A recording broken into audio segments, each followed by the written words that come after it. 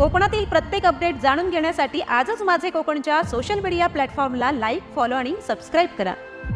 मे महिन्यात कोकणात आलेल्या चाकरमानी युवकांसाठी आणि स्थानिक बागायतदार, शेतकरी, मच्छीमार, तरुण उद्योजकांसाठी एक सुवर्ण संधी उपलब्ध होत आहे। शेती, पर्यटन, मत्स्य उद्योग, अन्न प्रक्रिया, ग्रामीण उद्योग, सामूहिक शेती, सहकार, फार्मर प्रोड्युसर कंपन्या या क्षेत्रात उद्योग सुरू करण्यास इच्छुक तरुणांसाठी चाकरमानी उद्योग परिषद आयोजित करण्यात आली आहे। या परिषदेमध्ये संबंधित क्षेत्रातील यशस्वी उद्योजक आणि तज्ञ व्यक्ती मार्गदर्शन व प्रेरणा देतील।